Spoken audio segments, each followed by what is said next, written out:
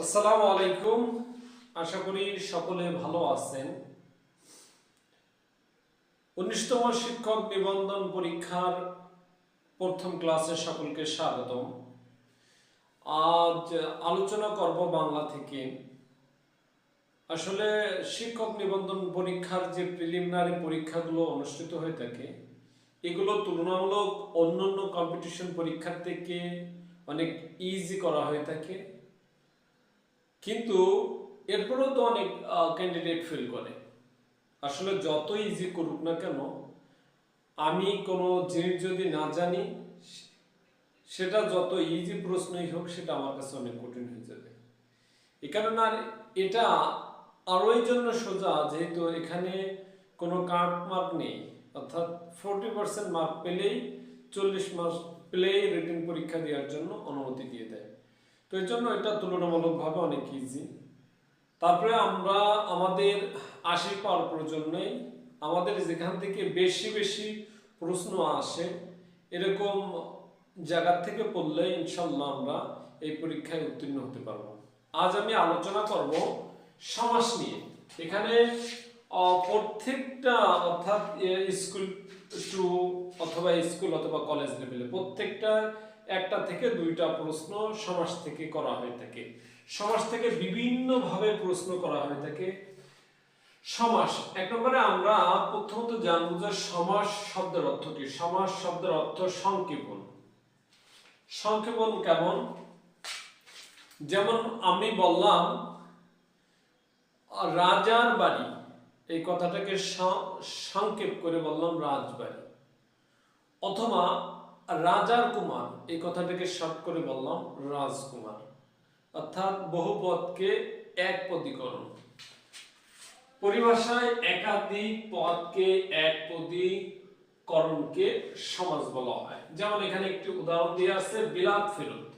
আসলে মূলত বাক্যটি ছিল, অর্থাৎ পদগুলো ছিল বিলাত হতে ফেরত, কিন্তু এই হতে বাদ দিয়ে, অর্থাৎ একটু সংক্ষেপণ করে বিলাত ফেরত। আচ্ছা, এখন সমাস থেকে আরো কয়েকটি প্রশ্ন হয়ে থাকে, সেই প্রশ্নগুলো সম্পর্কে আমরা জানব। প্রথমত, সমাস নিষ্পন্ন পদটির নাম হলো সমস্ত পদ। অর্থাৎ প্রশ্নতে এইভাবে থাকে, সমাস নিষ্পন্ন পদটির নাম নিচের কোনটি? তাহলে এটার নাম কি? সমস্ত পদ। আর তার মানে কি? তাহলে এই যে এইটুকুর নামে কি? সমস্ত পদ। আচ্ছা, সমাসবদ্ধ পদের অন্তর্গত পদগুলোকে সমাস সমান পদ বলা হয়। যেমন এই যে একটা, এই যে একটা, এই যে একটা, এই সবগুলো কি? সমাস সমান পদ। আচ্ছা, এখন সমস্ত পদকে ভেঙে যে বাক্যাংশ হয়, তাই হলো ব্যাস বাক্য। তাহলে আমরা নিচের ক্লাসগুলোতে পড়েছি ব্যাস বাক্য কি। তাহলে এই যে আমরা বাক্যাংশগুলো পাইলাম, এটা কি? ব্যাস বাক্য। আচ্ছা, এই ব্যাস বাক্যের আর একটা নাম সমাস বাক্য হতে পারে, বিগ্রহ বাক্য হতে পারে, ব্যাস বাক্য হতে পারে। তাহলে তিনটা নাম: বিগ্রহ বাক্য, সমাস বাক্য, ব্যাস বাক্য।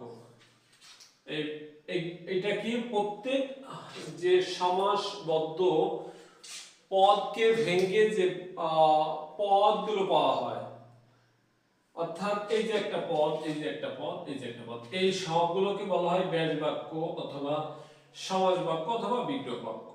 আচ্ছা, এখানে আর একটা বিষয় আছে। সমাসের পূর্বে যে পদ থাকে, এই পদটাকে পূর্ব পদ বলা হয়, এবং পরের পদটাকে বলা হয় হলো উত্তর পদ। তাহলে সমাস সম্পর্কে অর্থাৎ প্রকারের আগেও কিছু প্রশ্ন হয়ে থাকে। যেমন প্রথম হলো সমাস শব্দের অর্থ কি। এটা এসে থাকে প্রায় পরীক্ষায়, যে কোনো প্রতিযোগিতামূলক পরীক্ষায় এই প্রশ্নটা এসে থাকে। এবং সমাস নিষ্পন্ন পদের অর্থাৎ সমস্ত পদ কি? সমস্ত পদ কি? সমাস নিষ্পন্ন পদটি হলো সমস্ত পদ। আর সমাস সমান পদ অর্থাৎ সমাসবদ্ধ পদের অন্তর্গত পদগুলোর সমাস সমান পদ। আচ্ছা, পূর্বপদ কি? প্রথমে সমাসবদ্ধ পদের প্রথম যেটা থাকে সেটাই পূর্বপদ, তারপরেরটা পরের পদ। এই এতটুকু। এবং ব্যাস বাক্য অথবা বিগ্রহ বাক্য, এখানে প্রশ্নটা এইভাবে আসে, ব্যাস বাক্যের অপর নাম কি? তাহলে বিগ্রহ বাক্য। এটা বেশ কয়েকটা কম্পিটিশন পরীক্ষায় এসেছে বিগত সালগুলোতে। তাহলে আমরা সমাসের প্রকারে যাওয়ার আগেও আমরা সমাস সম্পর্কে কয়েকটি প্রশ্ন যেগুলো সচরাচর এসে থাকে সেগুলো সম্পর্কে জানলাম। এখন আমরা দেখব সমাসের প্রকারভেদ, অর্থাৎ সমাস কত প্রকার। পরীক্ষায় সাধারণত এসে থাকে যেমন তেমাখা, শতাব্দী, খোঁজ, মেজাজ। এটি কোন সমাস? অথবা নিচের কোনটি দ্বন্দ্ব সমাস? অথবা কোনটি দ্বিগু সমাস? এটা অথবা তেমাখার ব্যাস বাক্য কি? তা আগে আমাদের সমাস সম্পর্কে ক্লিয়ার একটা কনসেপশন থাকা দরকার। এরপরে আমরা সমাস যেভাবে আসুক আমরা অ্যান্সার করতে পারবো। তাহলে সমাস 6 প্রকার। সমাস 6 প্রকার। প্রথম হলো দ্বন্দ্ব সমাস। আমি একটু আগেই বললাম, অর্থাৎ যে প্রথম পদ দ্বিতীয় পদ, প্রথম পদ হলো পূর্ব পদ এবং পরের পদ হলো উত্তর পদ। তাইলে সংক্ষেপে মনে রাখতে হবে যে সমাসের দুই পদের অর্থাৎ দুই পদেরই অর্থ সমানভাবে প্রাধান্য পায় সেটা হলো দ্বন্দ্ব সমাস। দ্বন্দ্ব আরেকটু বুঝতে হবে, দ্বন্দ্ব কিসে লাগে? সমান সমান লাগলে দ্বন্দ্ব লাগে, অর্থাৎ সমান সমান হলে দ্বন্দ্ব লাগে। অর্থাৎ যে সমাসের দুই পদের অর্থই সমানভাবে থাকে, কোনোটার থেকে বেশি কম থাকে না, অর্থাৎ প্রাধান্য সমান থাকে, সেটাই হলো দ্বন্দ্ব সমাস। সেটা কেমন? ভাই বোন, মা বাবা। আচ্ছা, আমি যখন ভাই বোন বললাম, ভাই বুঝাইলো, বোন বুঝাইলো সমানভাবে। মা বাবা যখন বললাম, মা বাবা সমানভাবে বুঝাইলো। রাজা বাদশা, যখন আমি রাজা বললাম, রাজা বুঝাইলো, বাদশা বুঝাইলো। আমি যদি বলি বই খাতা, বইও তেমন খাতা তেমন, অর্থাৎ সমান ভাবে। অর্থাৎ এখানে আর একটা জিনিস ব্যাস বাক্যে ও থাকে, যেমন ভাই ও বোন, খাতা ও কলম, মানুষ ও জিন। তাহলে যেটা হলো সমান সমান পদগুলোর প্রত্যেকটার অর্থ সমানভাবে প্রাধান্য থাকে, সেটা হলো কি? দ্বন্দ্ব সমাস। যদি আমার থাকে যে ভাই বোন অথবা নবী রাসূল, এটা কোন সমাস? তাহলে অবশ্যই বোঝা যাচ্ছে যে অর্থাৎ যে দুইটার অর্থই বোঝাচ্ছে, অর্থাৎ যে সমাসের দুইটার অর্থই বোঝায়, সমানভাবে বোঝায়, সেটা হলো দ্বন্দ্ব সমাস। আচ্ছা, এরপরে আমরা একটু সোজাগুলো আগে শিখবো। এরপরে দ্বন্দ্ব সমাস গেল, এরপরে আসলো দ্বিগু সমাস। অর্থাৎ দ্বিগু সমাসের যে সমাসে সমাহার বোঝাবে। সমাহার কেমন? যেমন আমি যদি বলি তে মাথা, তাহলে তিনটা মাথা যুক্ত হয়েছে না? তিনটা মাথা যোগে হয়েছে তে মাথা, অর্থাৎ যোগ অথবা সমাহার বোঝাবে। তাহলে তিন মাথার সমাহার হলো তে মাথা। আচ্ছা, এরপরে শতাব্দী, তাহলে শত অব্দের সমাহার হলো শতাব্দী। চতুর্ভুজ, তাহলে চারটা ভুজের সমাহার হলো কি? সমান হলো চতুর্ভুজ। তাহলে সমাহার বোঝাবে ব্যাস বাক্যে, এবং যেটা কয়েকটা সমন্বয়ে গঠিত হবে সমাহার বোঝাবে। যেমন আমি যদি ত্রিভুজ বলি, তাহলে তিন ভুজ যোগে যে বহু, সেটাই কি?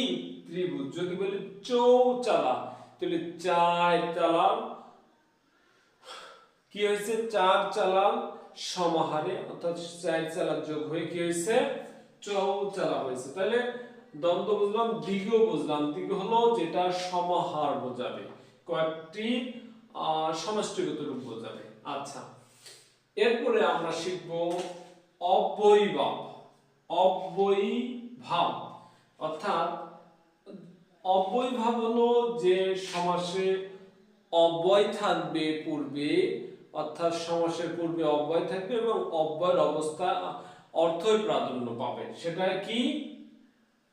অব্যয়ভাব। যেমন বাংলা, খাঁটি বাংলা উপসর্গ আছে, অথবা সাংস্কৃতিক উপসর্গ আছে, যেমন অ, অগা, অন, আর, আম, কদ, কু, নি, পাতি, ভব, শাসারাম, অথবা প্র, পর, অব।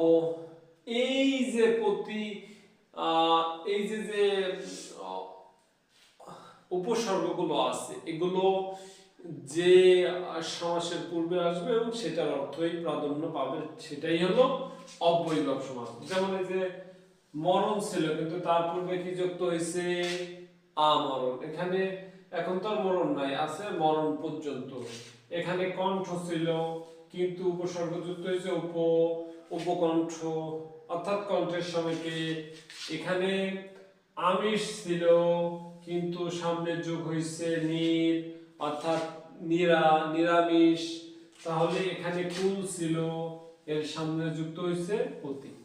তাহলে আমরা অব্যয়ীভাব সমাসটাও একেবারে সোজাভাবে শিখতে পারলাম। অব্যয়ীভাব হলো অব্যয় থাকবে এবং সেটার অর্থই প্রাধান্য পাবে, এটা হলো অব্যয়ীভাব সমাস। আচ্ছা, এরপরে আমাদের আসলে এগুলো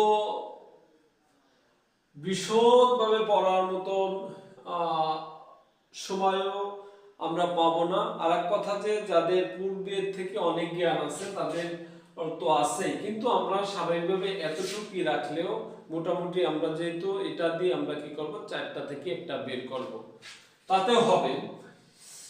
এরপরে তাহলে অব্যয়ভাব সমাসকে বুঝলাম যে সামনে অব্যয় থাকবে, উপসর্গ থাকবে এবং সেটার অর্থে প্রাধান্য পাবে। আচ্ছা, এরপরে শিখব বহুব্রীহি সমাস। বহুব্রীহি সমাস কি? বহুব্রীহি অর্থটা বুঝতে হবে। বহু মানে অনেক, আর ব্রীহি মানে ধান। তাহলে বহুব্রীহি অনেক ধান, কিন্তু যে সমাসের পূর্ব পদের অর্থ এবং পরপদের অর্থ কিছু বোঝাবে না, তৃতীয় পক্ষ কাউকে বোঝাবে। যেমন বহু মানে অনেক, ব্রীহি মানে ধান। তাহলে অনেক ধান বোঝায় না, বরং বোঝাচ্ছে অনেক ধান আছে যার। তাহলে প্রথম পদের অর্থ বোঝাবে না, দ্বিতীয় পদের অর্থও বোঝাবে না, বোঝাবে অন্য কোনো অর্থ। সেটা কি? সেটা হলো বহুব্রীহি। যেমন খোঁজ মেজাজ, খোঁজ একটা শব্দ, এটা একটা শব্দ, ভালো। এখন এই খোঁজও বোঝাচ্ছে না, মেজাজ বোঝাচ্ছে না। কাকে বোঝাচ্ছে? খোঁজ মেজাজ। আচ্ছা, সু মানে সুন্দর, শ্রী মানে চেহারা। তাহলে সুন্দর চেহারা, আসলে সুশ্রী বলতে যে দেখতে সুন্দর তাকে বোঝাচ্ছে। বউ ভাত, বউ একটা শব্দ, ভাত একটা শব্দ, কিন্তু বউকে বোঝায় না, ভাতও বোঝায় না, বোঝায় হলো একটা অনুষ্ঠান, অর্থাৎ বউ ভাতের যে অনুষ্ঠান। তাহলে আমরা বহুব্রীহি কি বুঝলাম? অর্থাৎ সমাস অবদ্ধ পদের পূর্বপদ এবং পরপদ কোনোটার অর্থ বোঝাবে না, অন্য কিছু বোঝাবে, সেটা হলো বহুব্রীহি সমাস। আচ্ছা, এরপরে আমরা শিখবো কর্মধারয় সমাস। কর্মধারয় সমাস আমাদের আগে বিশেষণ শিখতে হবে। অর্থাৎ বিশেষণ কি? অর্থাৎ গুণবাচক কোন শব্দের সঙ্গে অন্য শব্দ, অর্থাৎ গুণবাচক পদের সঙ্গে অন্য পদ যুক্ত হয়ে যে সমাস হবে। আর গুণবাচক পদ যদি নাও হয়, যদি বিশেষ্য হয়, তাহলে দুটি পদ মিলেও গুণবাচক একটা অর্থ দিবে। যেমন এখানে একটা উদাহরণ দেওয়া আছে, সিংহাসন। সিংহ এবং হাসন, অর্থাৎ সিংহের আসন নাকি সিংহ চিহ্নিত হাসন, আসন। তাহলে এটা কেমন যেন একটু উচ্চ মাত্রায় একটা গুণ বোঝাচ্ছে। তাহলে বিশেষণ যদি থাকে তাহলে গুণবাচক কিছু বোঝাবে, অর্থাৎ ভালো অথবা মন্দ এরকম কিছু বোঝাবে। তাহলে ভালো অথবা মন্দ এরকম কিছু গুণবাচক কিছু থাকলে সেটা কি? কর্মধারয় সমাস। যেমন নীল পদ্ম, নীল তো নীল একটা গুণবাচক। এখানে চন্দ্রমুখ, আচ্ছা চন্দ্রমুখ, চন্দ্র একটা শব্দ, মুখ একটা শব্দ, এটা কিন্তু কোনোটাই কিছু বোঝাচ্ছে না, দুটাই বিশেষ্য। কিন্তু চন্দ্রমুখ বলতে কেমন যেন বোঝাচ্ছে চাঁদের মতন মুখ, তাহলে কি গুণবাচক কিছু বোঝাচ্ছে।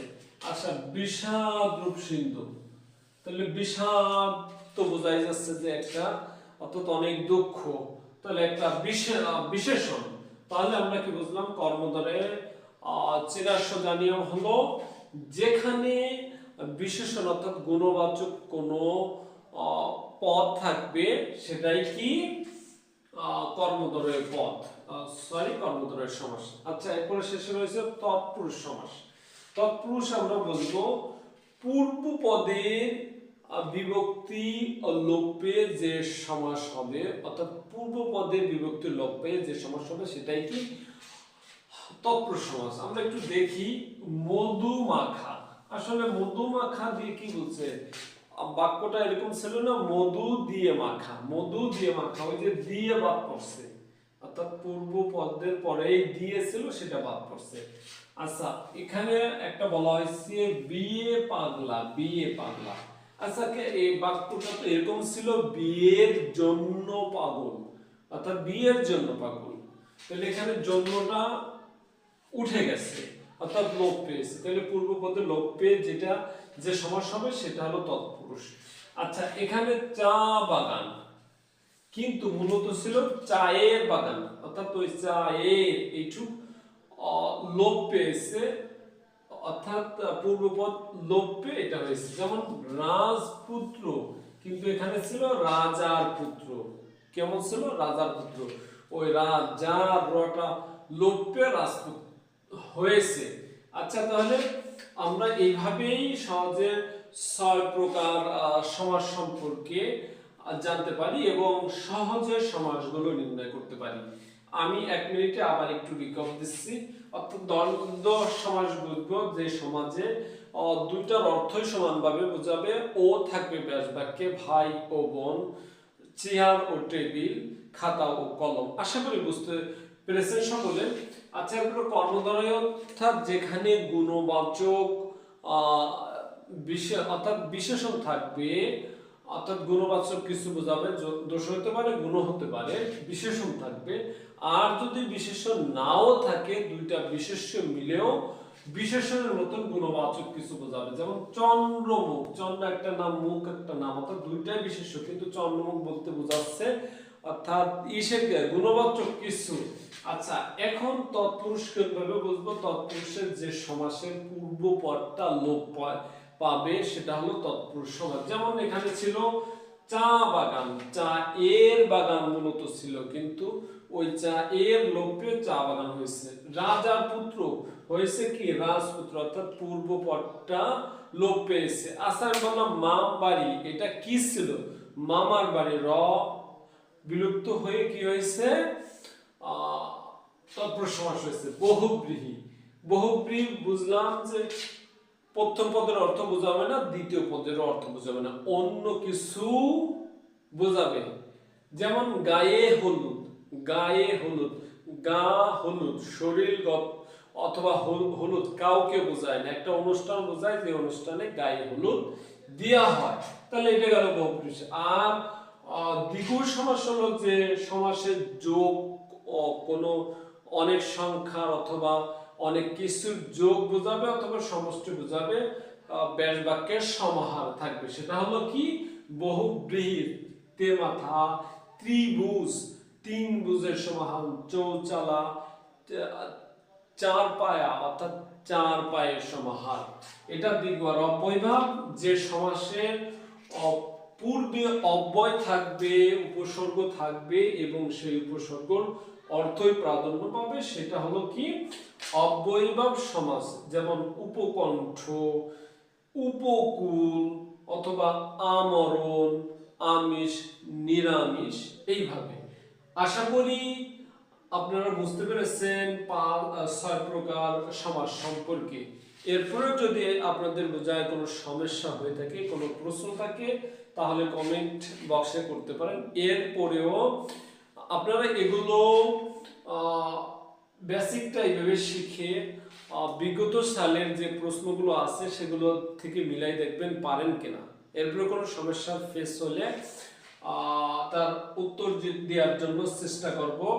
এরপরে সমাসের আরো একটু প্রকার নিয়ে আলোচনা আছে, সে ক্লাসটা পরে একদিন আলোচনা করব। আশা করি সকলে বুঝতে পেরেছেন। আসসালামু আলাইকুম, দেখা হবে অন্য কোনো ক্লাসে।